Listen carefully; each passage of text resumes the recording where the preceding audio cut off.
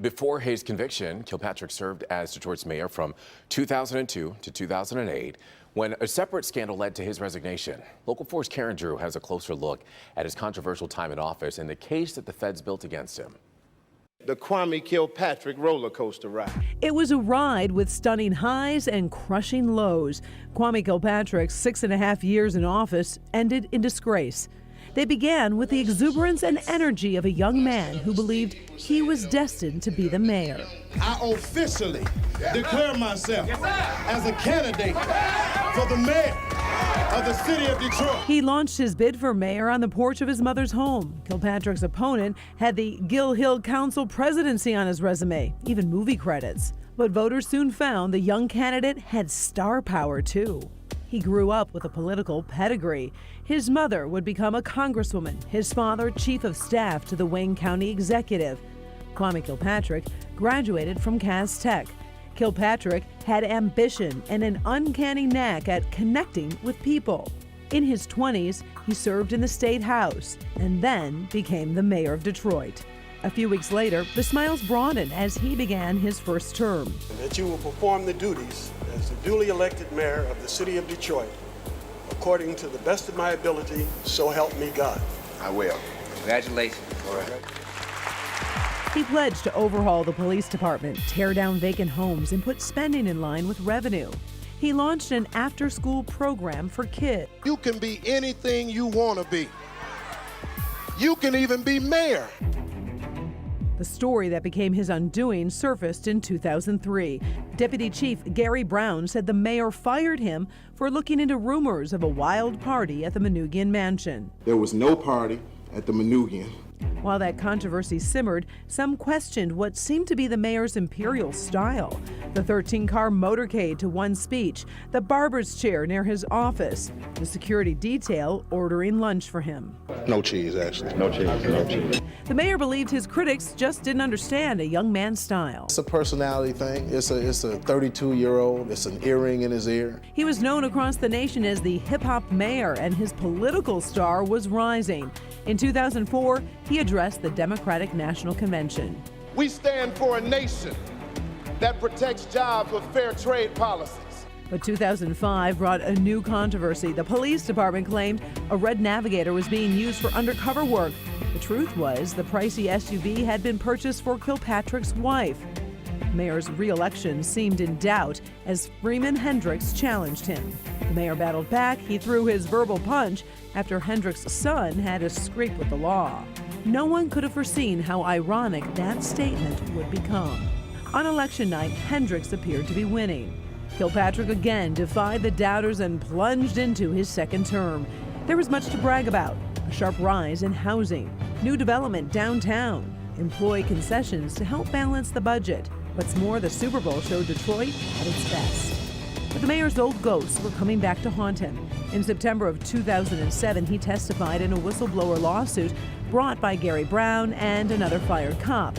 The mayor denied having an affair with his chief of staff, Christine Beatty. I think it's absurd to assert that every woman that works with a man is a whore. The jury ruled in favor of the cops. The mayor swore he would appeal. But soon, the lawyer for the whistleblower cops sent to the mayor's lawyer explosive text messages. They showed Kilpatrick and Beatty had perjured themselves. The mayor quickly dropped the appeal and agreed to pay the cops $8.4 million, while hiding the reason for the deal from city council. It looked like the mayor had dodged another bullet. On January 23rd, that illusion was shattered. Good to have you with us. We start tonight with breaking news as a bombshell rocks the mayor's office tonight. The Free Press published the damning text messages. The mayor stayed silent for days, retreating to his Florida home. He returned to his Detroit church to issue an apology. To all of you who've prayed for me, I'm sorry for the embarrassment and the disappointment. He claimed God wanted him to be the mayor. He accused his enemies, though most were African American, of being racially motivated. This unethical, illegal lynch mob mentality has to stop. But his support quickly eroded in the community and on city council. The Wayne County prosecutor slapped him with 8 felony charges. Our investigation has clearly shown that public dollars were used People's lives were ruined. The mayor plunged into deeper hot water by allegedly pushing a deputy. Then his unauthorized trip to Windsor led to another trip to the county jail. While Kilpatrick was taking his lumps in the criminal cases, he was being battered in the political wars. Former allies said it was time to step down. The mayor thwarted the council's attempt to get rid of him, but not the governor's plan to hold a hearing and possibly remove him.